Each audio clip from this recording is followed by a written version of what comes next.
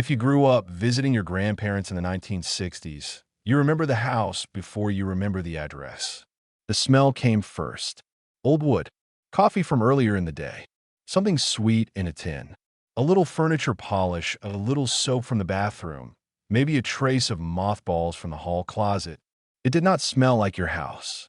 That was the point. Your grandparents' house had its own rules, its own quiet, its own objects that seemed to stay in the same place forever. You could leave for 6 months, come back, and the candy dish would still be on the coffee table. The phone would still be in the hallway. The good room would still be waiting for company that almost never came. Today, we're walking back into that house. 12 things you only found at your grandparents' house in the 1960s. And by number 12, you may understand why that house felt less like a building and more like two people slowly turning a lifetime into rooms. Number 1. The candy dish on a coffee table. It was usually glass. Heavy glass. The kind with a lid that made a small clink when you lifted it and another clink when you set it back down too carefully because you were afraid of being noticed. The candy dish had a permanent place on the coffee table or the end table. Nobody announced it. Nobody explained it. It was just there, as much a part of the room as the lamp or the ashtray or the framed school picture of cousin you barely knew. At your own house, candy might have been controlled. You asked first. At your grandparents' house, the dish seemed to exist for you. Buttermints, hard candies in twisted cellophane. Chocolate covered something in foil. Peppermints, ribbon candy if it was near Christmas. Occasionally one of those strange, filled candies that looked better than it tasted, but you took it anyway because it came from the dish. The dish was not refilled in front of you. That was part of the magic.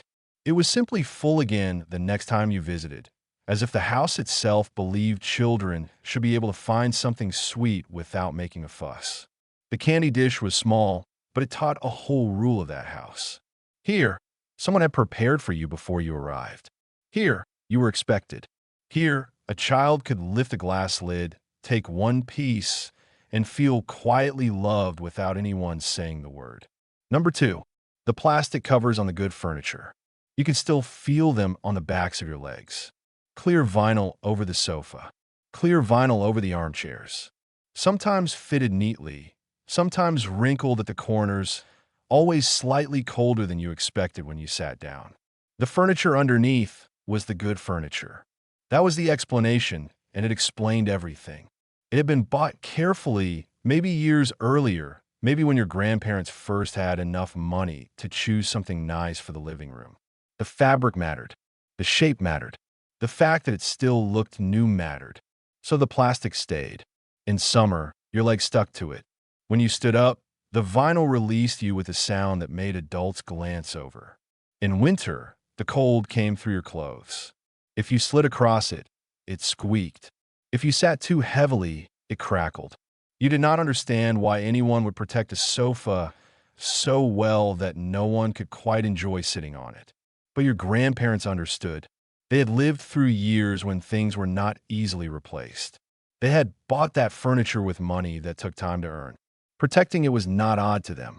It was respect. Later, the plastic covers became a joke people told about old houses. But inside the house, they were serious. They said, this was worth saving. Number 3, the guest soap nobody used. In the bathroom, near the sink, there was a small decorative soap, maybe shaped like a shell, maybe a flower, maybe 3 little soaps in a dish, pale pink or blue or white, with a scent that seemed too strong for something so small. The guest soap was for guests, but guests did not use it.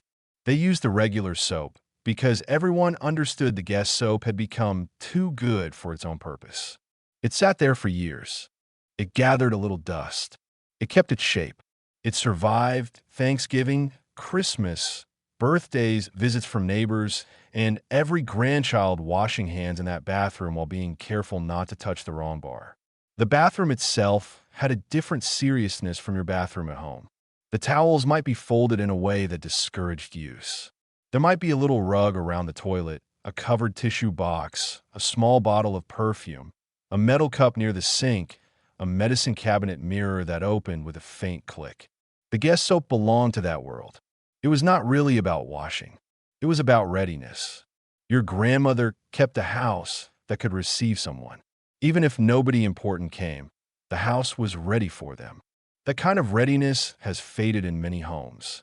Fewer people keep a bathroom arranged for hypothetical company. Fewer children learn that one soap is practical and another soap is ceremonial. But if you saw one now, still wrapped or sitting untouched in a little dish, you would know exactly what kind of bathroom you were in. Number 4. The doilies under everything. There was no surface in your grandmother's living room that could not be improved by a doily.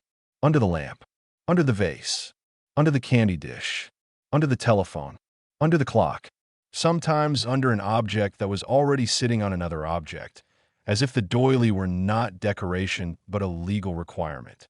Some are crocheted by hand. Some have been gifts. Some came from women whose names you heard only in passing. They were white or cream, round or oval, sometimes star-shaped, sometimes slightly yellowed at the edges from years of being in the same exact place. Children did not know what doilies were for. Adults said they protected the furniture. That was partly true, but they also did something else. They made every surface feel intentional. Nothing simply sat on a table. It had a place. It had a little border around it. It belonged to the room in a way that loose modern objects often do not. If you move something, the doily underneath left a cleaner circle on the wood. That circle felt almost private, like you had uncovered a secret part of the house. Doilies disappeared slowly, not because someone made an announcement. Rooms changed. Tables changed. Cleaning habits changed. Handmade lace started to feel old-fashioned. The women who made them grew older, and the women who inherited them did not always know what to do with a drawer full of small white circles. But in your grandparents' house, they were everywhere. Quiet evidence of hands, patience, and a belief that a room should look cared for even when nobody was coming over. Number 5. The hallway rotary phone. It was heavy enough to feel permanent. Black, ivory beige, maybe green, sitting on a little table or mounted on the wall, with a cord that reached only as far as the house allowed. In the 1960s, rotary phones like the Western Electric models were part of ordinary American life. The U.S. House of Representatives archive even dates a Western Electric rotary telephone to about 1965, a reminder of how normal that form of telephone was in offices and homes before push buttons, answering machines, and cordless phones changed the sound of calling someone. At your grandparents' house, the phone was not private. It belonged to the hallway, or the kitchen wall, or a little table with a pad and pencil beside it.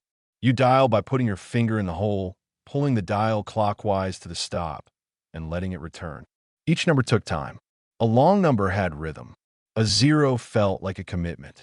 Important numbers were written nearby. The doctor, the church, a neighbor, your parents' house. Maybe a number taped to the wall in handwriting you would know even now if you saw it on an envelope. When a phone rang, the whole house heard it. When someone answered, the whole house knew the tone of the call before a word was explained. Your grandmother could say hello and change her voice in 1 second. Brighter for company, concerned for family, short and firm for someone selling something. The rotary phone connected the house to the outside world, but did not let the outside world follow everyone into separate rooms. One line, one place, one household listening. Number 6. The formal dining room nobody used. Some grandparents had a room that seemed to be holding its breath. The formal dining room. You knew it was important because you almost never went in there. The table was larger than everyday life required. The chairs had high backs. The sideboard or china cabinet had glass doors, and behind them were plates that did not come out for ordinary meals. The good dishes. That phrase had power. The good dishes might have a gold rim, a floral border, or a pattern your grandmother could name with pride. There might be glassware that children were not allowed to carry. Serving bowls that appeared only on Thanksgiving, Christmas, Easter, or when relatives drove in from out of town. For most of the year, the dining room waited. It smelled different, cooler, polished, maybe a little closed up, like sunlight, did not fully belong in there. You were not forbidden exactly. You just understood. This room was for occasions. Modern houses often turn formal rooms into offices, playrooms, open plan spaces, or simply stopped building them at all. Families became more casual. Meals moved to kitchen islands, breakfast bars, couches, cars, and separate schedules. But the old formal dining room carried an idea that has nearly disappeared. That some meals were important enough to change the room for. That a table could wait all year for the people who belonged around it. Before we keep walking through the house, tell me two things in the comments. What was the one object you remember most clearly from your grandparents' house? And where exactly was it kept? The candy dish on the table, the phone in the hall, the guest soap by the sink, the good dishes behind the glass. The exact place matters because that is how a house comes back. Number 7. The Bible on the nightstand. In many grandparents' houses, the Bible was not decorative. It was used. It might have sat on a nightstand, on a small table near a chair, or in the bedroom where the morning or evening had its quiet habits. The spine was worn. The pages were thin. Ribbon markers rested between passages. A funeral card, a pressed flower, a newspaper clipping, or an old church bulletin might be tucked inside. Some verses were underlined. Some margins had small pencil marks. The handwriting was careful, not hurried. As a child, you may not have understood what those marks meant. You only knew the book had a seriousness other books did not have. It was not treated like a novel. It was not left open carelessly. It was part of the daily life of the house in a way that did not need explaining. Your grandmother might have read from it in the morning. Your grandfather might have kept it by his chair. Someone might have written family births and deaths inside the front pages.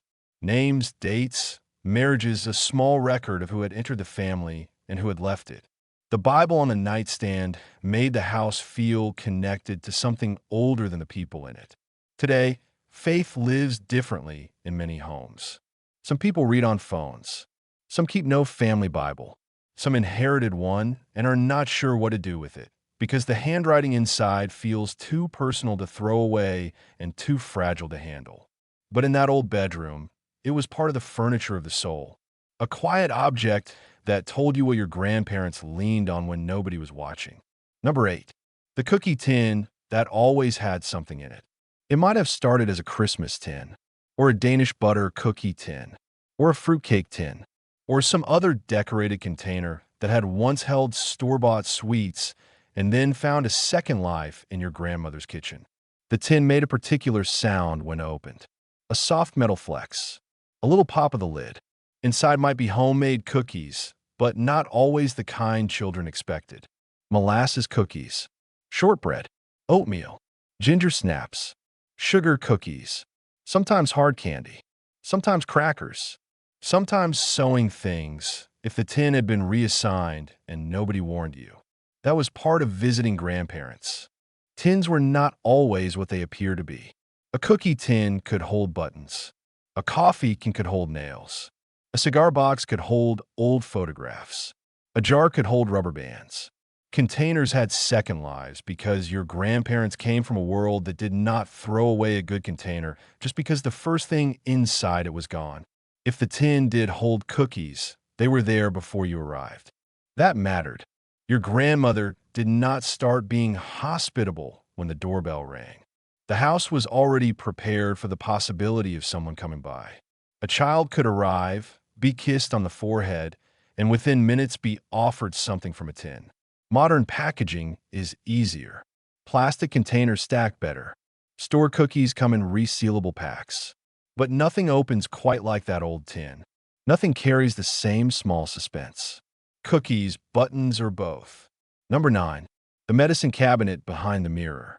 You opened it and the mirror moved. That alone was interesting to a child. Behind it was a small world of bottles, tubes, tins, and things you were not supposed to touch. There might be Vicks, aspirin, cough syrup, iodine, a thermometer in a case, a shaving brush, a razor, bandages, a little bottle with a pharmacist's label, and something pushed to the back that had clearly been there longer than anyone wanted to admit.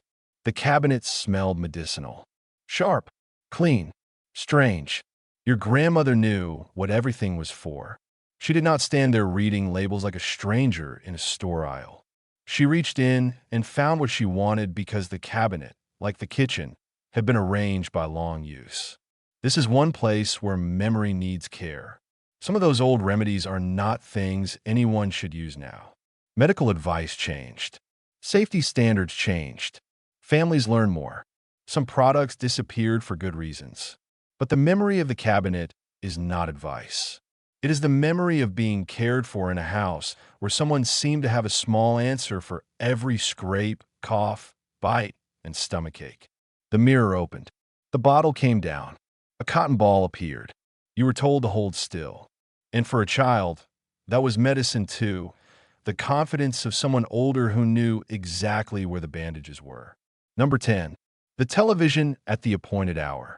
Your grandparents did not watch television the way people watch screens now. The television came on for something. Not everything. Something. A program had a time, and the time mattered. In many homes, Saturday evening meant the Lawrence Welk Show, with music that sounded old to children and perfectly right to grandparents. Sunday night, for much of the television era, meant Ed Sullivan. The Ed Sullivan Show began in 1948, ran on CBS for more than 2 decades, and was famous as a Sunday night variety program before its final broadcast in 1971. At your grandparents' house, the television might have been in a wooden cabinet or on a stand with rabbit ears adjusted just so. Your grandfather had a chair. That chair was not assigned officially. It simply belonged to him because everyone knew better. The room settled around the program. Conversation quieted. Someone said, "It's starting."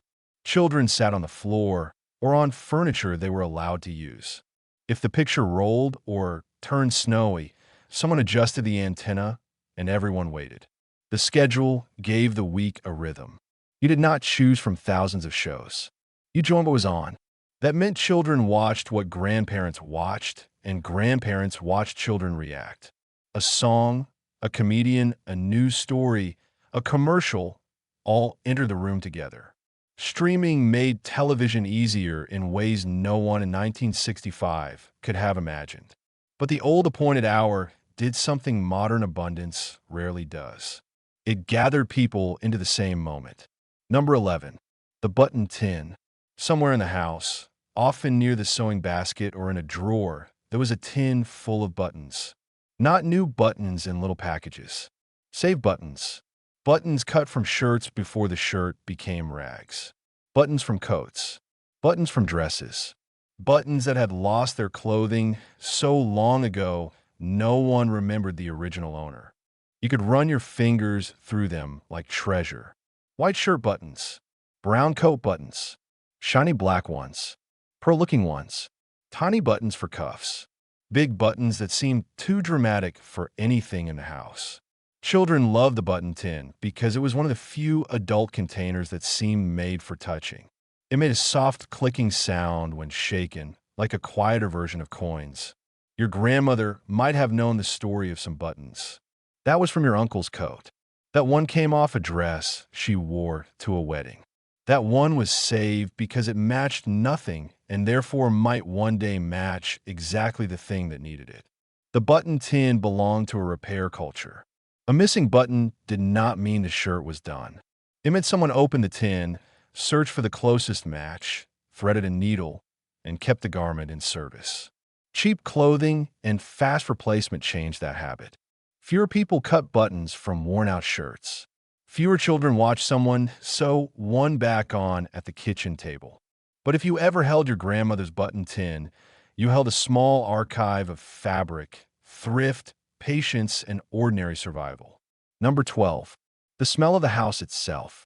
This is the one no photograph can keep. The smell. Not one smell. A combination.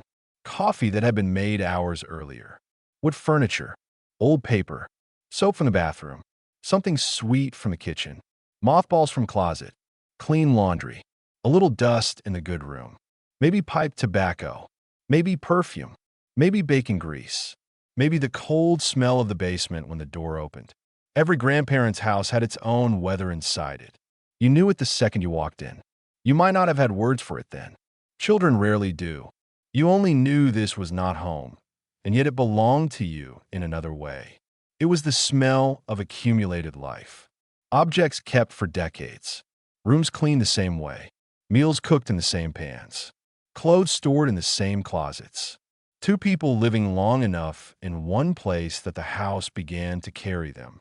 That smell is the thing people try to find later in antique stores, old churches, estate sales, and houses that still have storm windows and heavy furniture. You catch a trace of it somewhere, and suddenly you are small again. Your hand is on the doorframe. Someone is in the kitchen. The candy dish is on the table. The phone is in the hallway. The good room is waiting. And for 1 second, the people who made that house feel permanent are almost there. 12 things. The candy dish that said yes without saying anything. The plastic covers that protected furniture for a future that kept moving away. The guest soap waiting for company. The doilies under every lamp and vase. The hallway rotary phone with numbers written nearby. The formal dining room holding its breath for holidays. The Bible on the nightstand with marks in the margins. The cookie tin that might hold cookies, buttons, or both. The medicine cabinet where someone older knew what to reach for. The television at the appointed hour. The button tin full of small saved possibilities. And the smell of the house itself. None of these things were expensive enough to explain the feeling. That was never the point. Your grandparents' house felt different because it had been built slowly, not by contractors only, by habits, by saving things, by putting objects back in the same place for 30 years, by preparing for guests who might come, by keeping a candy dish full, by using the good room only when the family gathered, by marking a Bible, saving a button, folding a towel, filling a tin, and answering one telephone in one hallway. Modern homes may be brighter. They may be easier to clean. They may be more comfortable in almost every practical way. But many of them do not feel as permanent. Maybe because fewer things stay in one place long enough to become part of the house. Maybe because fewer objects carry the marks of the same hands for decades. Maybe because a room needs time before it can hold a life. So tell me in the comments, what do you remember from your grandparents' house that I did not mention? The exact thing, the exact room, the smell, the sound, the object, the rule nobody explained. Was there a candy dish? A chair nobody else sat in? A clock you can still hear? A cabinet you were not supposed to open? Put it in the comments because the little details are how these houses stay alive a little longer. This is the memory drawer. And if this brought that house back for even a moment, stay with us. There's a lot more of this country left to remember.